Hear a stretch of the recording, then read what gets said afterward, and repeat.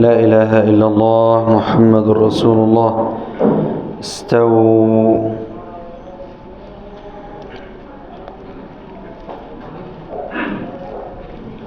الله أكبر.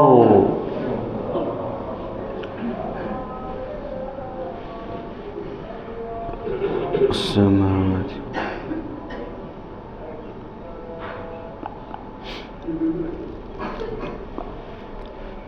الحمد لله رب العالمين الرحمن الرحيم مالك يوم الدين إياك نعبد وإياك نستعين اهدنا الصراط المستقيم صراط الذين أنعمت عليهم غير المغضوب عليهم ولا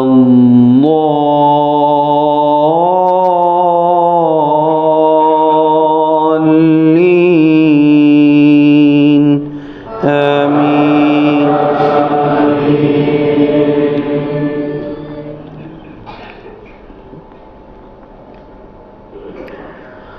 ولقد خلقنا الإنسان ونعلم ما توسوس به نفسه ونحن أقرب إليه من حبل الوريد إذ يتلقى المتلقيان عن اليمين وعن الشمال قعيد ما يلفظ من قول إلا لديه رقيب عتيد وجاءت سكرة الموت بالحق ذلك ما كنت منه تحيد ونفخ في الصور ذلك يوم الوعيد وجاءت كل نفس معها سائق وشهيد لقد كنت في غفلة من هذا فكشفنا عنك غطاءك فبصرك اليوم حديد. الله أكبر.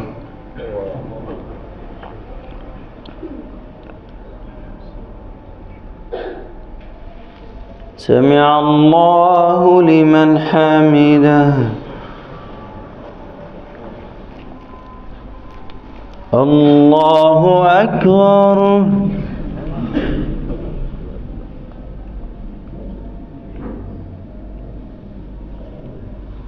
الله أكبر.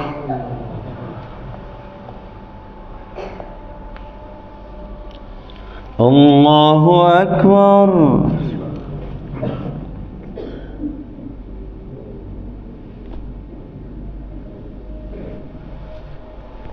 الله أكبر.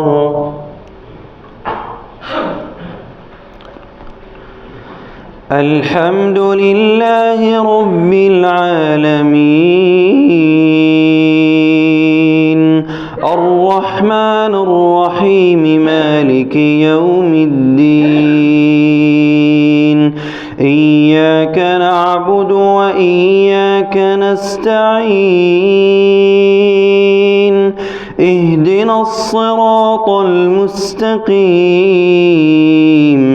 صراط الذين أنعمت عليهم غير المغضوب عليهم ولا الضالين آمين.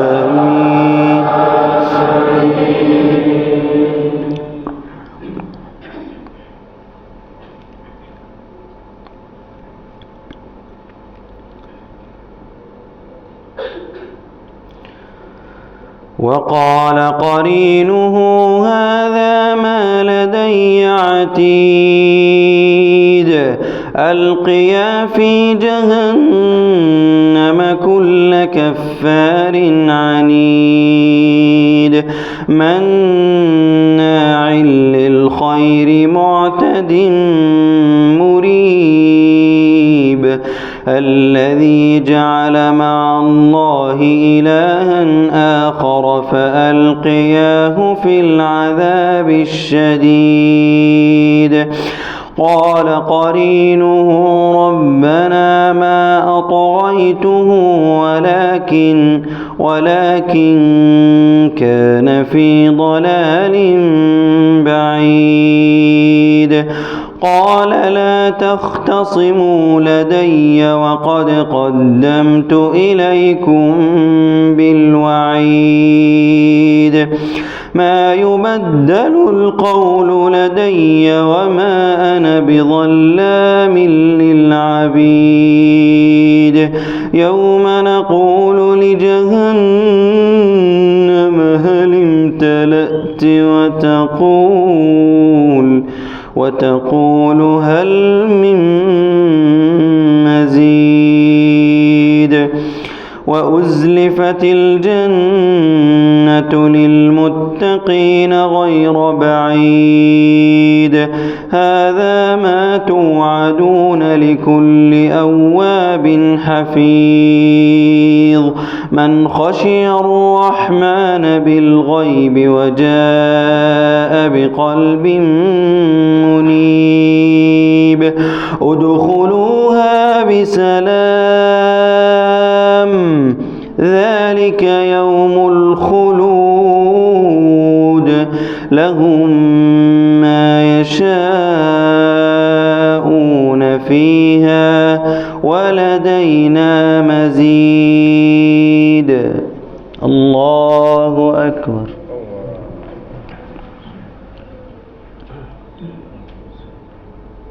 سمع الله لمن حمده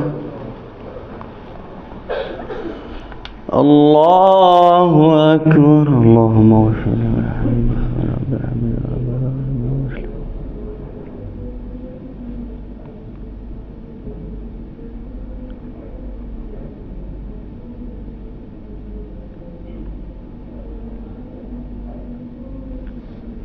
الله أكبر الله أكبر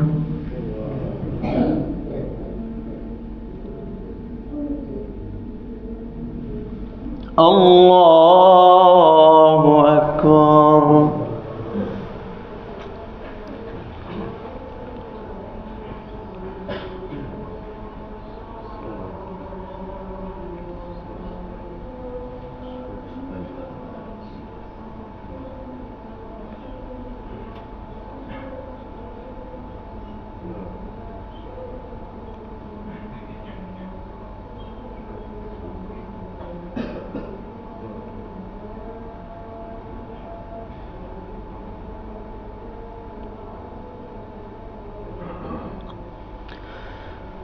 السلام عليكم ورحمة الله السلام عليكم ورحمة الله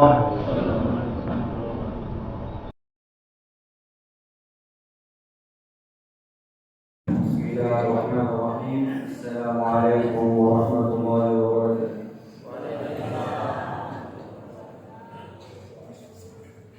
الحمد لله رب العالمين وبه نستعين ولا عدوان إلا على الظالمين الحمد لله الذي هدانا لهذا وما كنا لنهتدي لولا أن هدانا الله اللهم لك الحمد أن بلغتنا رمضان اللهم أعنا فيه على الصيام والقيام والذكر والتسبيح وقراءة القرآن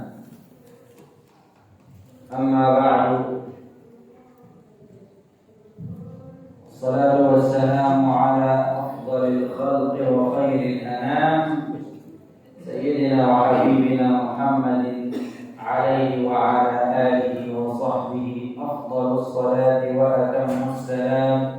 ثم أما بعد، أهلا وسهلا بكم، حياكم الله وبياكم يا أهل مسجد الإخلاص، وجعلكم الله من المخلصين المخلصين، اللهم آمين.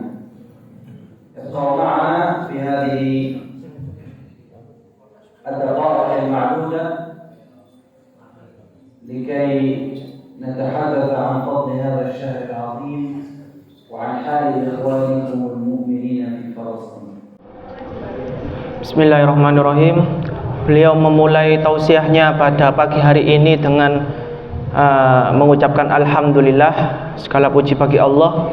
Beliau mengucapkan alhamdulillah karena kita semua diberikan takdir oleh Allah Subhanahu wa taala untuk sampai di bulan suci Ramadan ini.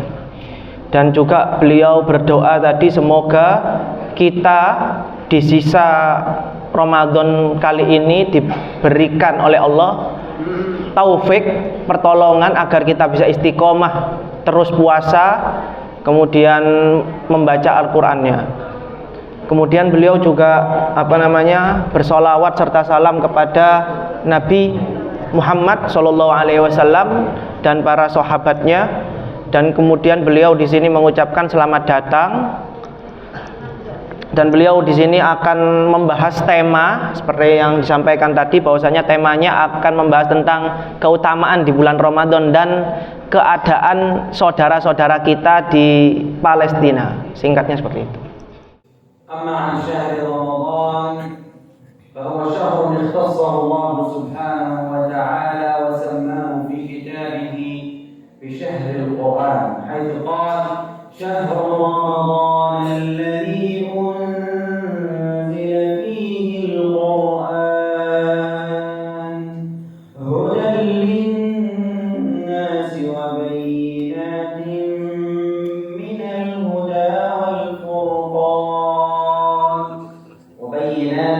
الهدى والفرقان. لم يقل وبينات من الهدى والإيمان أو بينات من الهدى والرحمة والإرشاد والإحسان، لكنه قال والفرقان، لأن الفرقان هو الأمر الذي يفرق به بين الحق والباطل. سمي عمر بن الخطاب بالفاروق، سماه النبي صلى الله عليه وسلم بفاروق هذه الأمة، لأن الله فرق به بين الحق والباطل، حيث أعز الله به الإسلام. وشهر رمضان وبينات من الهدى والفرقان، لأن هذا الشهر يفرق ويفصل المؤمن من حال إلى حال. إذن يجب على المؤمن في رمضان أن يفرق بين نفسه قبل رمضان ونفسه بعد رمضان.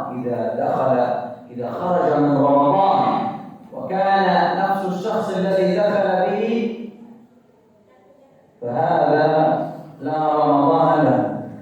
أما إذا دخل في رمضان فيجب أن يخرج منه بازدياد حتى يحدث الفرق، فيكون قد صام رمضان بأفضل حال كما أمر الله وكما قال النبي صلى الله عليه وسلم: من صام رمضان إيمانا واحتسابا غفر له ما تقدم من ذنبه، ومن قام رمضان إيمانا واحتسابا غفر له ما تقدم من ذنبه. يجب أن تتخيل نفسك الآن كيف كنت قبل 10 أيام قبل دخول رمضان. هل أنت الآن في ازدياد؟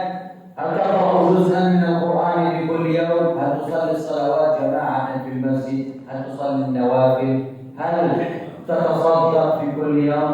تزداد الصدقة؟ وهكذا. Jadi Syahrul Ramadan ini, bulan Ramadan ini adalah bulan yang dikhususkan oleh Allah Subhanahu wa taala, dan juga bulan Ramadan ini dinamakan bulan Syahrul Quran. Sebagaimana firman Allah Subhanahu wa taala, Syahrul Ramadan alladzi unzila fihil Quran. Bulan Ramadan yang mana di sana diturunkan daripada Al-Qur'an. Hudal linnasi wa bayyinatin minal huda wal furqan. Sebagai petunjuk bagi manusia, wa bayyinatin minal huda wal furqan, dan juga penjelas dan juga furqan. Di sini Allah Subhanahu wa taala, furqan itu artinya apa? Artinya pembeda, untuk membedakan antara hak dengan batil, yang benar dengan yang salah. Jadi Allah Subhanahu wa taala di sini beliau mengatakan bahwasanya Allah di sini tidak mengatakan wal huda wa bayyinatin minal huda wal iman wal irsyad, enggak, tapi mengatakan furqan. Agar apa? Agar kita itu bisa memahami, di bulan Ramadan ini kita bisa memahami mana yang baik, mana yang hak, mana yang batil, agar ada perbedaan gitu loh. Kita bisa memahami perbedaan hak dan yang batil. Sebagaimana sahabat Umar, Rasulullah SAW itu menamai beliau, menjuluki beliau itu dengan Al-Faruq. Al-Faruq itu apa artinya? Al-Faruq itu pembeda. Dalam artian hak dan batil itu bisa dibedakan dengan keberadaan daripada sahabat Umar bin Khattab. Oleh karena itu Rasulullah SAW itu menjuluki daripada sahabat Umar itu Al-Faruq, karena dengan beliaulah kita bisa membedakan antara hak dengan hak dan batil. Oleh karena itu di momen bulan Ramadan ini, itu momen bagi kita untuk bisa membedakan antara hak dan batil. Jangan sampai keadaan kita sebelum Ramadan dengan sebelum Ramadan dan setelah masuk Ramadan itu sama. Kita harus bisa membedakan antara Ramadan dengan sebelum Ramadan. Otomatis ketika Ramadan keadaan kita itu harus yazdad, harus meningkat. Seperti kata beliau tadi, nanti ketika kita benar-benar puasanya sesuai dengan apa yang dikehendaki Allah, bisa membedakan hak dan batil, bisa menahan hawa nafsu kita, maka sebagaimana hadis yang dinukil beliau, man shoma ramadhana imanan wa ihtisaban ghufira lahu ma taqaddama min dzambi. Maka barang siapa yang puasa Ramadan dengan iman dan ikhlas, maka akan dimaafkan dosanya yang telah lalu. Oleh karena itu kita harus ada peningkatan. Jadi sebelum Ramadan, misalnya keadaan kita, misalnya baca Al-Qurannya kata beliau itu misalnya 1 lembar 2 lembar.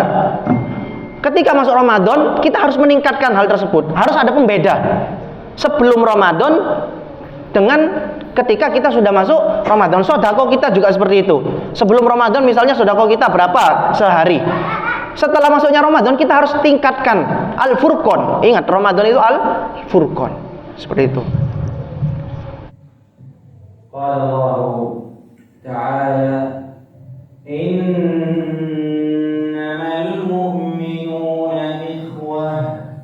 المؤمنون إخوة، لم يقل إنما الإندونيسيون إخوة أو الفلسطينيون، بل قال المؤمنون. المؤمن عربيا كان أو أعجميا، إندونيسيا، مصريا، يمنيا، سعوديا، أمريكيا، فلسطينيا، المؤمن أخو المؤمن.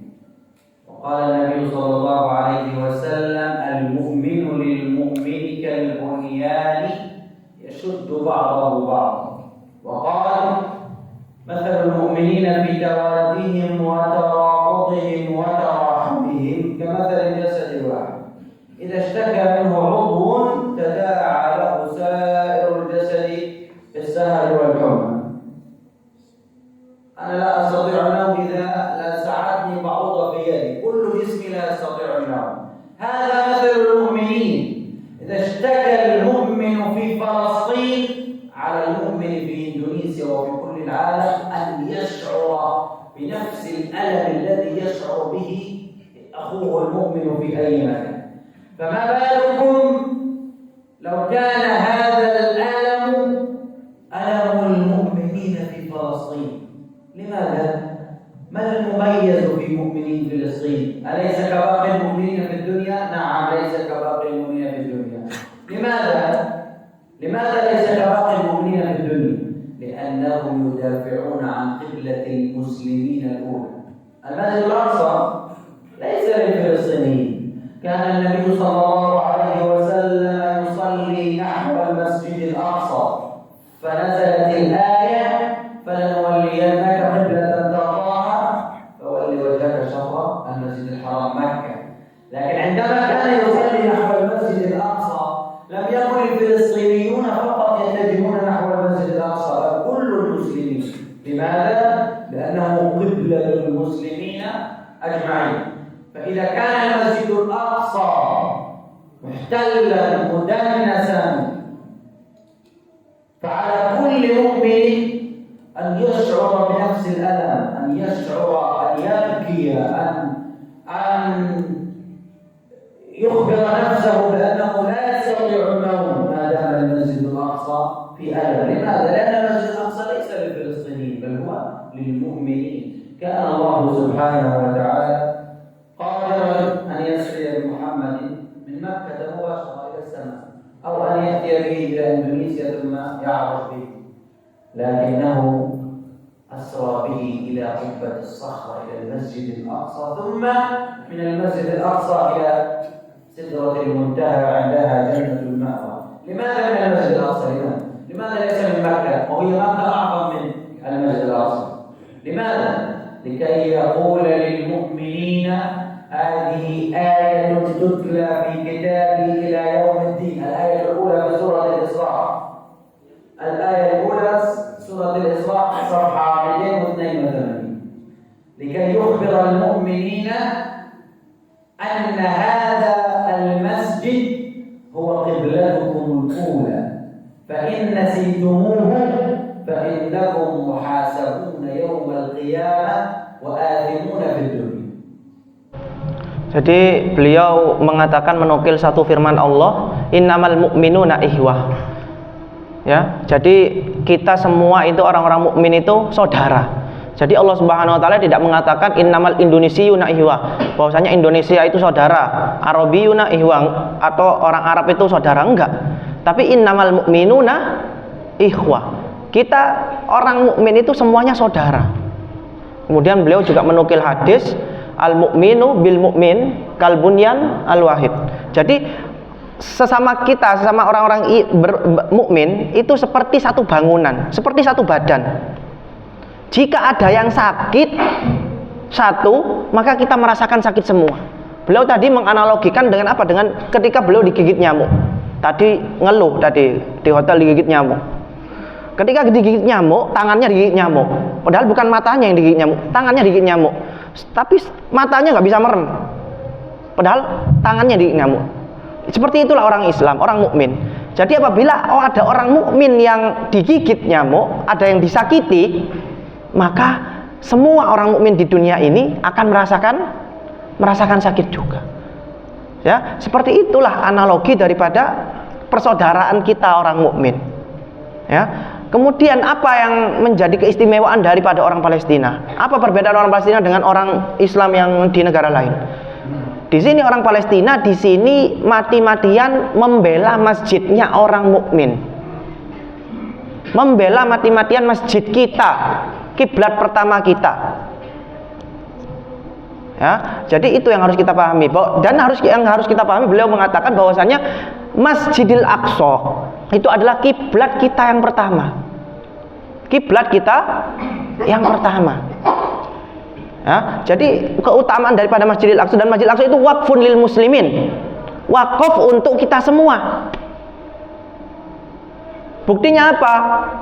Buktinya apa bahwasanya itu milik kita semua? Buktinya bahwasanya Masjidil Aqsa itu kiblat pertama kita, dan ketika Rasulullah itu kiblatnya masih Masjidil Aqsa, orang-orang muslim kiblatnya, sholatnya menghadap Masjidil Aqsa selama 17 bulan sebelum Allah Subhanahu wa taala memindahnya ke Masjidil Haram. Qad nara taqalluba wajhika fis sama.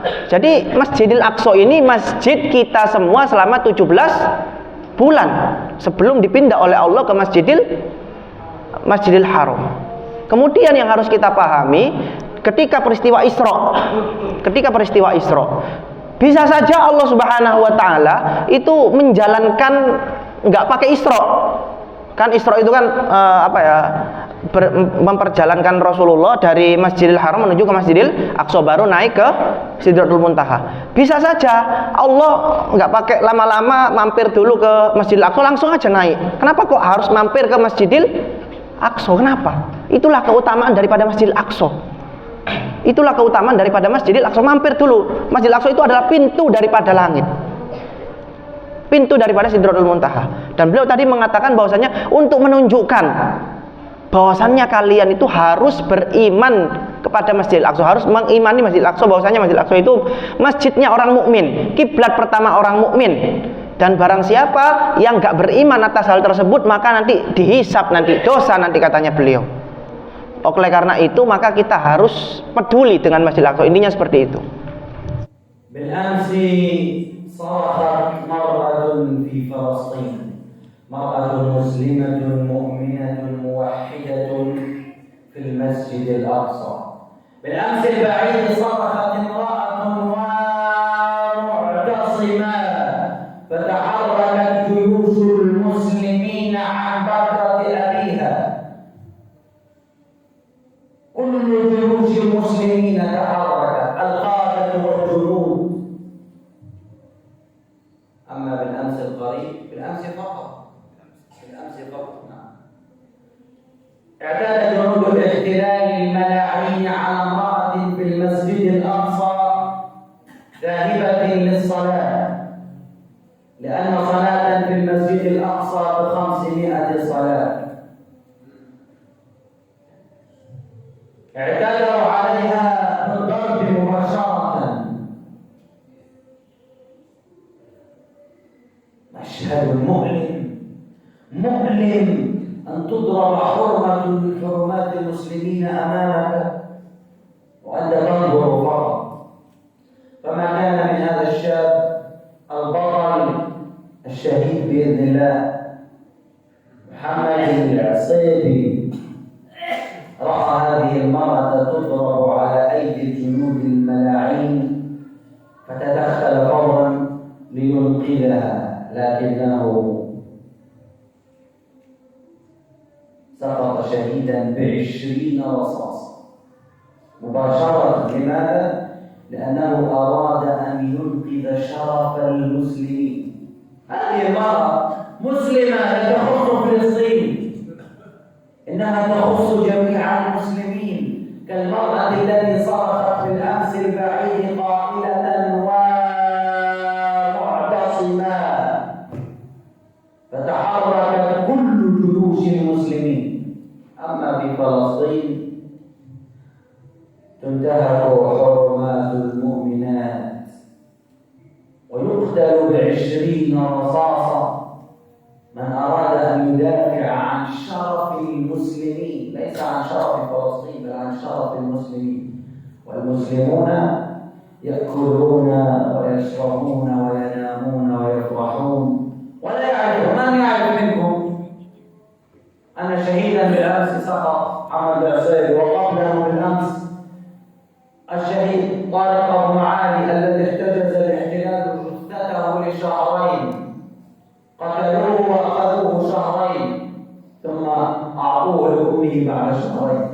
وقبله الشهيد أمير أبو خديجة الذي تسحر في أول يوم من رمضان وهو على مائدة السحور، تسحر في الأرض وقتلوه لكي يفطر في السماء في الجنة إن شاء الله. ب20 رصاصة أيضا قتلوه. لا تكفي رصاصة واحدة في الرأس بل 20، يجب أن يقتل ب20 رصاصة حتى يعلم المؤمنون أنهم ما زالوا متخاذلين عن قبلتهم الأولى، متخاذلين عن حماية حرمة الإيمان والإسلام. Jadi kemarin ini beliau cerita bahwasanya ada kejadian, ada seorang perempuan yang mana dia itu perjalanan menuju Masjidil Aqsa, ingin menunaikan sholat, kemudian dipukul, ditindas, dilecehkan oleh tentara Zionis. Tentara Zionis. Bagaimana perasaan kita ketika itu? Kita jangan ngomong orang Palestina, tapi ngomong mengenai masalah orang Muslim, seorang muslimah afifah, yang mana dia itu orang muslim yang solehah, disakiti oleh tentara Zionis. Bagaimana perasaan kita? Kita nggak usah ngomong Palestina katanya beliau, ngomong orang mukmin, orang muslim, perempuan ditindas seperti itu, menuju sholat, menuju masjid. Kemudian ketika itu beliau mengatakan ada satu laki-laki yang berusaha untuk menolong. Bagaimana nasibnya? Katanya beliau ditembak dengan 20 roses, 20 tembakan. Kemarin ini beliau katanya beritanya 20 tembakan, meninggal syahid. Bagaimana perasaan kita? Nah, kita di sini apa yang kita ketahui, apa yang bisa kita lakukan? Kemudian beliau juga cerita tadi ada tentara pasukan muslim sekitar 20 itu mereka dibunuh nggak langsung diserahkan ke keluarganya, tapi ditawan dulu selama 2 bulan. Ditawan dulu selama 2 bulan. Setelah 2 bulan mayatnya didiamkan 2 bulan, dikembalikan lagi, baru dikembalikan. Kemudian terakhir beliau tadi cerita ada satu orang lagi sahur enak-enak ditembak dengan 20 tembakan, 20 peluru. Katanya beliau dia sahur di di dunia, bukannya nanti di surga katanya. Nah itu bagaimana perasaan kita ketika kita mengetahui hal-hal tersebut. Orang mukmin, kita nggak usah bicara Palestina, orang mukmin, saudara kita seiman diperlakukan seperti itu. عندما كانت جيوش المسلمين تحرر أرضا في عهد الخليفة عمر بن الخطاب رضي الله عنه، كان يرسل عمر رضي الله عنه كتابا إلى قائد الجيش أبي عبيدة بن الجراح ويشكر له صنيعه ويحفز حماس الجيش ويقول أعانكم الله ويدعو له، لكنه لا يذهب إلى تلك البلاد التي فتحت، لم يذهب إلى أي بلاد فتحت. لكن عندما دخلت جيوش المسلمين إلى المسجد الأقصى وحرروا فلسطين من الصليبيين ذهب عمر بن الخطاب، لم يذهب إلى الأندلس، لم يذهب إلى بلاد المغرب، لم يذهب إلى أي بلاد فتحت ولا إلى فارس ولا إلى بلاد الروم. لكن عندما تحررت فلسطين قال أنا الذي سأذهب لأتسلم مفاتيح المسجد الأقصى، فذهب وهو يبكي وبحث عن قبة الصخرة، قال للقس الصليبي أين الصخرة التي عرج منها حبيبي صلى الله عليه وسلم؟ فقال هذا القس لا نعرف. كانوا يعرفون لكنهم أخفوا هذا، قالوا لا نعرف. وكانوا قد جعلوا المسجد الأقصى قبلتهم الأولى مكانا للخيول والزبالة والنفايات. فلما رأى عمر هذا المشهد تألم وبكى، ثم قال أين الصخرة التي عرج منها حبيبي صلى الله عليه وسلم؟ قالوا لا نعرف. ثم بعد ذلك نظف المكان وبحث هو وأصحابه حتى وجدوا الصخرة، فقال ابنوا مسجدا، وهو مسجد قبة الصخرة. بنى مسجدا من الخشب، ثم الآن هذا المسجد الذي ترونه ذو القبة الصفراء بناه الخليفة عبد الملك بن مروان. لماذا لم يذهب عمر إلى كل البلاد التي فتحت ولكنه ذهب إلى فلسطين؟ لماذا؟ لكي يقول لكل المسلمين أن هذه أرض مختلفة ليست كباقي الأراضي. احتلال فلسطين ليس كاحتلال اليابان لإندونيسيا، وليس كاحتلال فرنسا للجزائر أو احتلال بريطانيا للهند، إنه احتلال الكفر للإسلام. هذا ما يجب أن نعلمه ونعلمه لأبنائنا. احتلال هؤلاء الصهاينة لقبلتنا الأولى. بالأمس يسألني صديقي كم عمرك؟ أقول 25 سنة، فيقول ما شاء الله أنت ذهبت إلى المسجد الأقصى كم مرة في حياتك؟ وأنا أقول أتمنى لو أرى المسجد الأقصى من بعيد. المسجد الأقصى من بيتنا، من بيتي في غزة 70 كيلو، ساعة ونصف بالسيارة. ممكن مثل من هنا إلى مثلا إلى هكذا أو إلى لكن لا أستطيع ساعة ونصف بالسيارة، لكن لا أستطيع. لماذا؟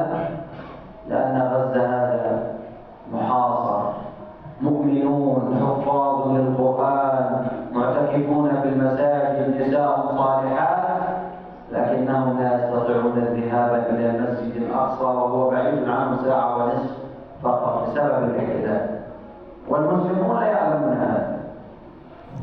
Jadi beliau cerita bahwasannya sahabat di zaman sahabat Umar jadi khalifah itu kita tahu bahwasannya di zaman itulah penaklukan banyak terjadi kan, seperti itu kan ya, penaklukan banyak terjadi.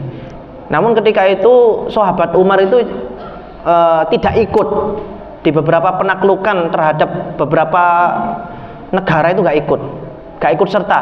Ya udah cuma diwakilkan ke siapa, ke Ubadah bin Somit, apa namanya, pemimpinnya, jenderal perangnya, panglima Ubaidah bin Jarrah ya, Ubaidah bin Jarrah, Abu Ubaid ya. Jadi cuma beliau menuliskan surat, dibacakan oleh panglimanya, kemudian surat itu berisi semangat kepada prajuritnya. Beliau gak ikut.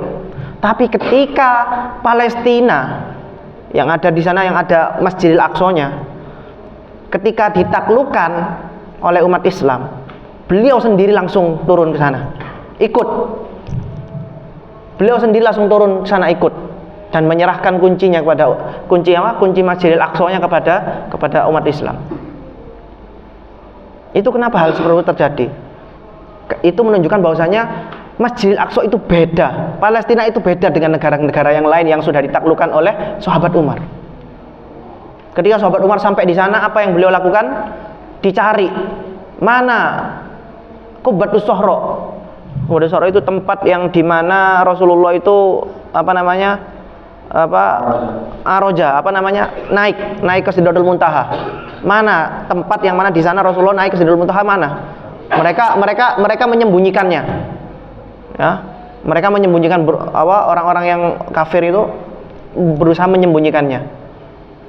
Namun ketika beliau mengatakan bahwasannya beliau tahu bahwasannya di sekitar Masjidil Aqsa itu dijadikan tempat-tempat penyembahan berhala dan lain sebagainya, maka beliau langsung nangis seperti itu. Beliau nangis karena itu adalah kiblat pertama umat Islam, dan juga tempat di mana Rasulullah itu naik ke Sidratul Muntaha. Beliau nangis. Ya. Kemudian madza taqul ba'da dzalik? Itu menunjukkan bahwasannya Masjidil Aqsa itu mempunyai keistimewaan yang tidak dimiliki oleh negara-negara yang lain atau masjid-masjid yang lain. Masjidil Aqsa. Ya, jadi kita harus bedakan. Kita harus edukasi anak-anak cucu kita. Beda penjajahan orang Jepang ke Indonesia dengan penjajahan Palestina ke Masjidil Aqsa atau Palestina, beda. Penjajahan Zionis ke Palestina itu apa? Itu penjajahan kufrun lil muslimin. Kafir kepada orang muslim, kepada masjid pertama kita, kiblat pertama kita, umat Islam.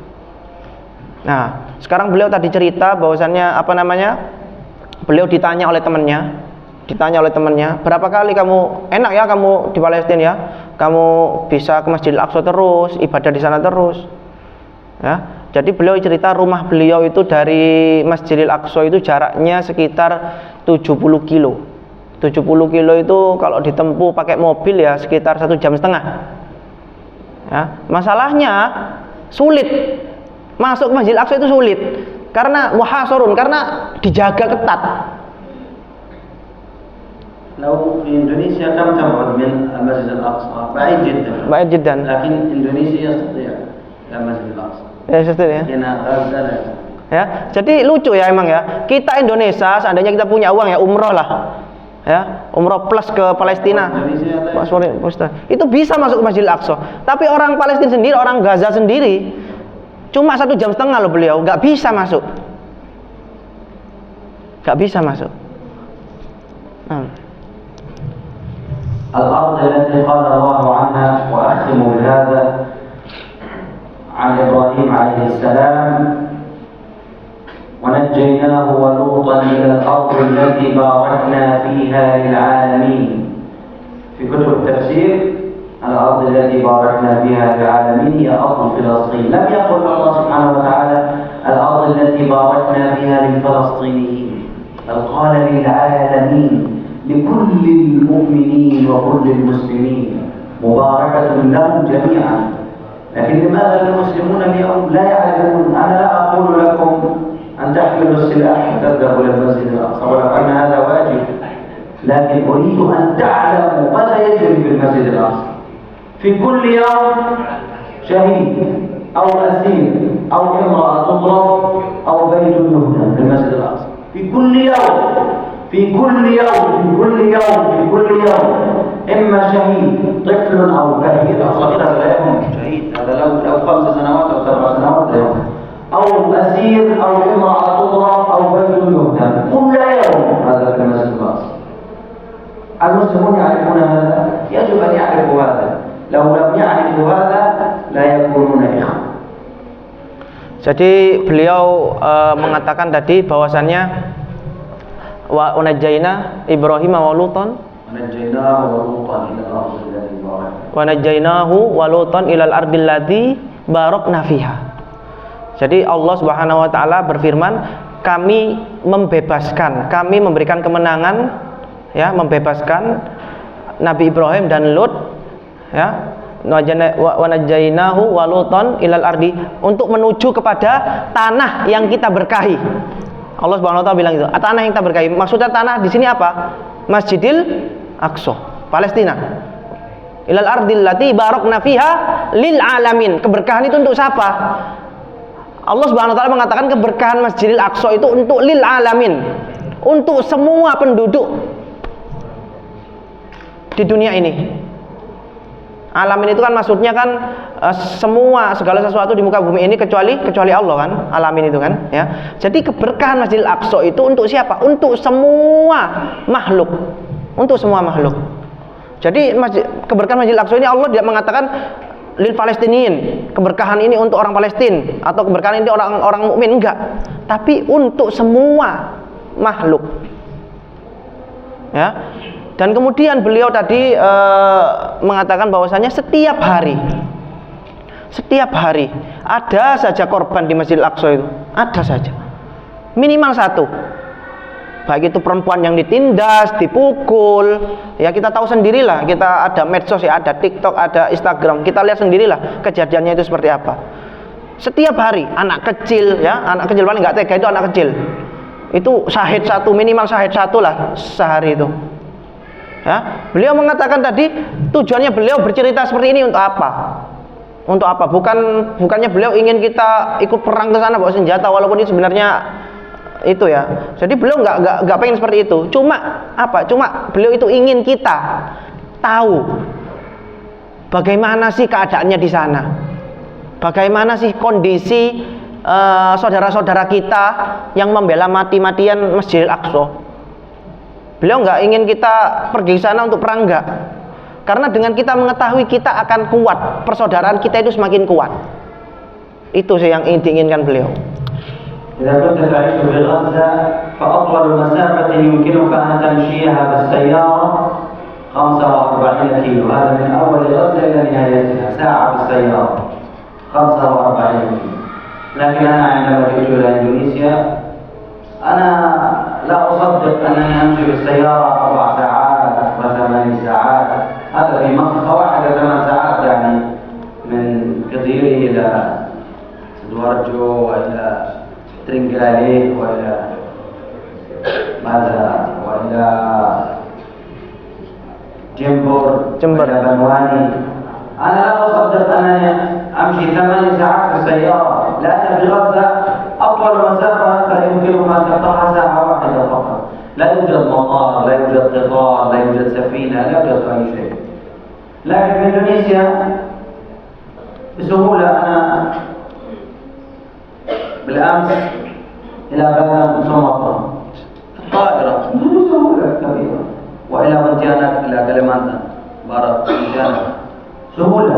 أنا لا أصدق أنني ركبت طائرة وذهبت ورجعت بهذه السهولة، وركبت قطار إلى سوراكابا فلاتين من سورابايا إلى فلاتين 4 ساعات. أنا لا أصدق. هذه نعمة الأمن والأمان التي يجب أن تشعروا كم أنكم منعمون، وكم أن إخوانا لكم في فلسطين محرومون من هذه النعمة. أقول ما تسمعون واستغفر الله العلي العظيم لي ولكم. ادعوا لإخوانكم الفلسطينيين فأنتم وإياهم مؤمنون. بارك الله فيكم. السلام عليكم ورحمة الله. Beliau mengatakan di Gaza ya, itu kalau kita keliling-keliling saja pakai mobil, itu jaraknya berapa sih? 45 kiloan. 45 kiloan. Ya, cuma muter-muter gitu doang. Ya. Nah, itu dijajah di sana, ya. Tapi kalau beliau ketika di Indonesia, beliau keliling-keliling dari Kediri, Nganjuk tadi cerita itu ya, Lamongan, ya, beliau naik mobil 8 jam, beliau itu nggak percaya. Enak gini ya, enak di sini nih ya, naik. حتى لا يوجد حواجز، يعني أنت تذهب إلى جاكرتا من هنا بالسيارة بالدراجة لا يوجد حواجز. Nah. Ya, jadi nggak ada perbatasan, nggak ada pencegatan, nggak ada. Enak gitu ya. Naik sepur beliau ke Klaten tadi Surakarta, kemudian naik pesawat ke Sumatera, ke Pontianak, enak sekali. Negara kita itu Masya Allah enak, nggak ada apa-apa, sholat tenang, ibadah tenang. Kita lihat saudara kita, beliau sampai nggak percaya, kok bisa saya di sini ya, enak ya, keliling-keliling aman, perjalanan aman, enak, segala sesuatunya ada. Ya karena beliau hidupnya di sana ya sengsara gitu ya. Beliau hidup nggak ada, beliau di sana nggak ada kayak fasilitas transportasi kayak kitor ya, kayak sepur, kemudian kayak bandara, pesawat itu nggak ada di sana. Kita tahu ya wilayah Palestina itu semakin menyempit ya, semakin kecil, itu nggak ada di sana, nggak ada. Ya beliau mengingatkan di sini ya, sungguh sangat nikmat sekali warga Indonesia ini. Kenikmatan yang Allah berikan kepada kita itu sangat luar biasa sekali. Sangat luar biasa sekali kenikmatan yang diberikan oleh Allah itu kepada Indonesia. Oleh karena itu kita harus banyak bersyukur. Ya, harus banyak bersyukur. Ya, beliau di sini tadi meminta doa. Beliau tadi meminta doa kepada kita semua, ya, minta doa. Wallahu a'lam bishawab. Assalamualaikum warahmatullahi wabarakatuh.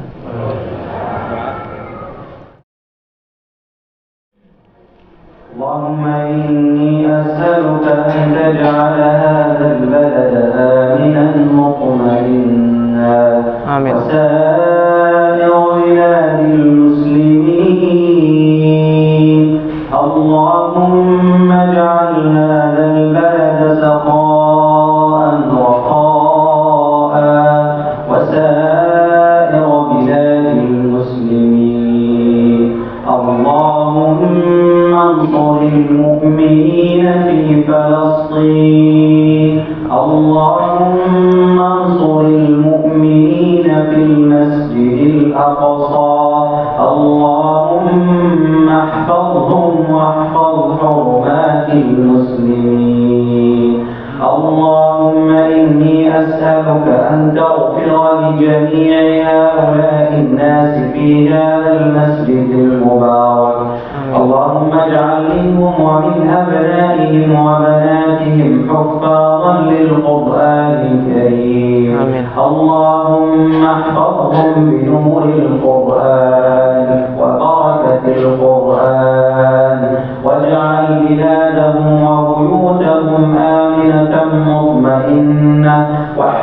واحفظهم من كل شر يا رب العالمين. اللهم اجعل أولادهم وبناتهم صالحات صالحين ومؤمنات ومؤمنين وحافظات وحافظين. وآخر دعوانا أن الحمد لله رب